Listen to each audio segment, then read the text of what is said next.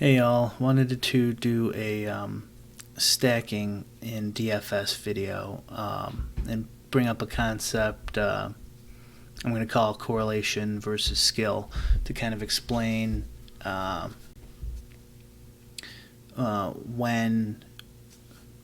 you should use stacking or even multiple player stacks and game stacks versus when you shouldn't, or at least kind of a little theory behind it. Correlation in gambling is huge, and it's been around for forever. If you look back at like the old gambling books like Sharp Sports, there's always a chapter about correlated parlays, and one of the classic examples is college football, and I kind of gave a little example here. The spreads can get kind of extreme in college football. So you could imagine if there was a game where a team was a 40-point favorite and the over-under was 40, that you could bet parlay those two. You could bet the favorite and the over, and if the favorite wins, right, it would be 41 points, it would automatically break the over, and so you'd win both bets, and so you'd get the odds in the parlay, and in overtime, any bet like that, you'd make money. Another example that comes to mind is like bad weather events. So you could have two sporting events in the same city. They don't even have to be the same sport, even just as long as they're outdoors. And if it's really bad weather, theoretically you could bet the under in both of those games. And if the weather gets pretty extreme, you'd have a correlation there that might make up for the vig. And if there is no, in a world where like there was no vig or rake or commission, the correlation would just be auto profit. You could just blindly bet any correlation, and over time you'd make money. And casinos know this. That's why most of these bets I talked about, they're not even legal. They won't allow them anyways. And you could test it out on yourself if you're signing up to any sports books.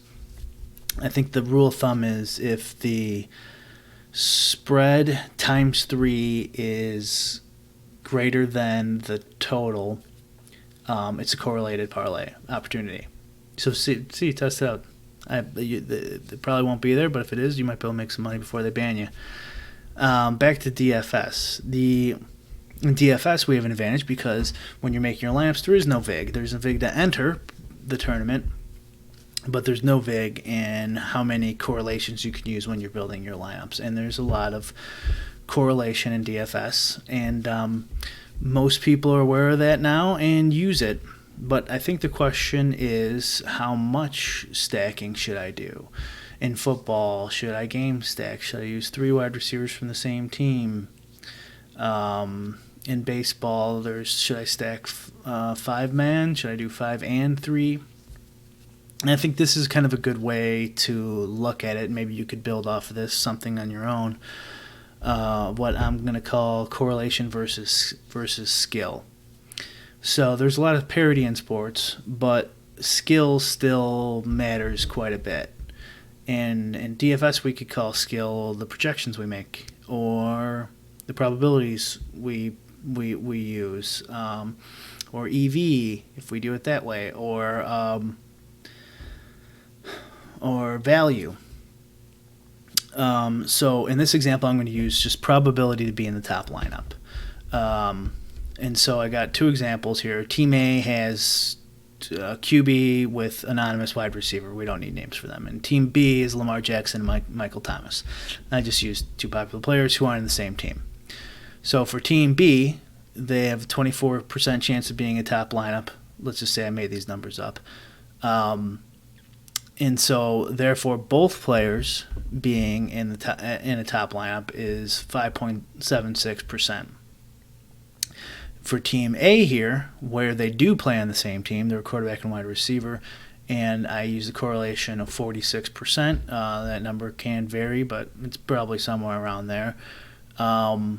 They have an 11% chance of being in the top lineup, so almost double. Given that they are equal, they both have the same probability of Lamar Jackson and Michael Thomas.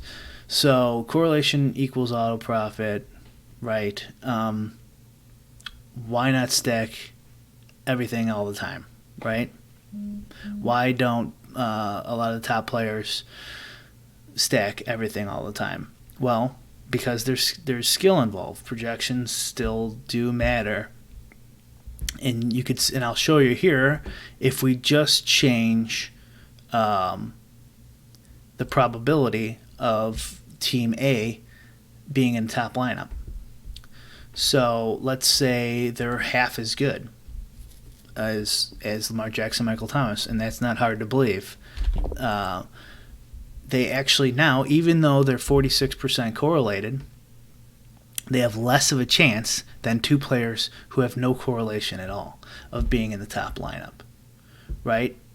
So that's extremely important to keep in mind, that you don't want to just shove in stacks and kill your EV at all costs. And granted, you could make a 4-man game stack and take down $1 million. I am not saying that. I'm saying just over the long run,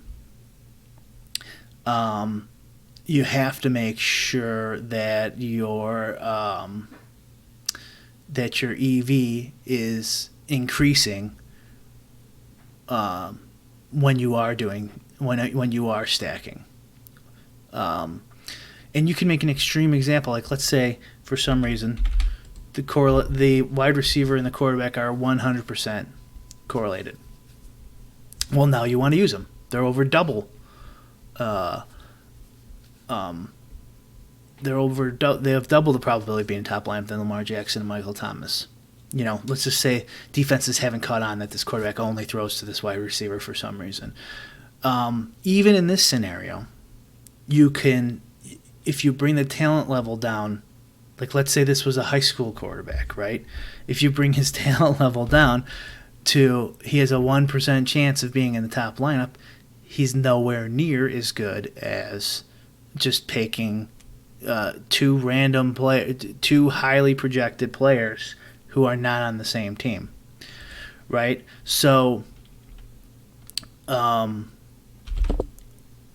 keep that in mind when you're stacking in any sport where we know that there's a correlation.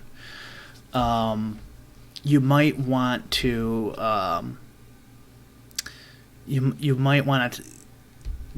bring it back a little bit, or maybe even ramp it up, depending on how the math works out. And also this works the other way, which is my next point here. When they're negatively correlated, because even in football, they're negative correlations on the same team. Because if your tight end gets the touchdown, that means your wide receiver didn't, even if they're in the same stack, right? And in hockey, same thing. Even though hockey's correlated, if your center gets the goal, your winger didn't. In an NBA, everybody's negatively correlated. Now, there is a small positive correlation for overtime games. And if we knew nothing about the NBA, right, if we had no knowledge of the players at all, you actually would want to stack players from the same team, because that would be your only edge. Like, if we had no knowledge of the game at all and the players' names and things like that, you would want to stack that slight small edge and hope you win. And you probably would win over time as long as your opponents weren't aware of that and also had no knowledge of the players' names. But obviously we do know the players' names. And so there's negative correlation in basketball. But then if you look at the top players' lineups every night, they'll have 2, 3, 4 players from the same team in the same lineup. Why would they do that if they're negatively correlated, right? Well, because their projections and value and the probability of them being in the top lineup outweighs the negative correlation of being on the same team. right? And so we're willing to accept that in the NBA. You also should then keep in mind that maybe in the NFL, it's not the you don't have to just drive home stacks constantly. And I started this off with glowing reviews of correlation because it is huge. So don't get me wrong here. But if you don't want to stack 3 players from the same game or 4 players from the same game, it's not the end of the world as long as your probabilities are accurate and they sum to a higher amount than that stack. Baseball is kind of I know it's not baseball season, but hey, is kind of like the king of stacking in DFS in my opinion, because there is no time limit in baseball. So every hit that your teammate gets extends the game, gives you another chance of getting another at bat. So in a blowout, oftentimes a player will go from like about 4 at bats expected to 6 at bats. That's 150% increase, and that's huge. Imagine if, for those of you who play both MLB and NBA, imagine getting 150% minutes increase on your NBA players, right? Everybody would stack in the NBA every time, no questions asked, right? Because minutes are so important in the NBA. And it would be contrarian to not stack. So in baseball, that's one of the reasons you're going to see a ton of 5-mans and 4 and 4s and 5 and 3s. But still, you'll see a lot of 5-0s, right? 5 and 3 players not from the same team, because there is still skill and ownership probability taken into account that could be theoretically higher than the gains that you get from the correlation. I think that's kind of sums up the point I'm trying to get at. This might not be groundbreaking for anybody, but it's important to keep in mind, for people who are a little bit lost on, how many stacks should I use, especially in baseball. You should use quite a bit of stacking, and in football it can vary. And the last thing I wanted to mention is if anyone has if there's other like theory videos or articles out there. I know there's the 4 for 4 article on leverage. I'm going to do a video on that. Everyone always talks about that leverage article, and I'm not a huge fan of it, but I'll try to get that in this week, maybe next week. But if anyone has any videos or articles they've seen that have kind of, that's piqued their interest and they want me to kind of review it or give my take on it, I'd be happy to do that. If you message me on Twitter or in the Osmo Slack or the Fantasy Cruncher Discord, or comment on YouTube here, I'd be happy to take a look. Have a good one.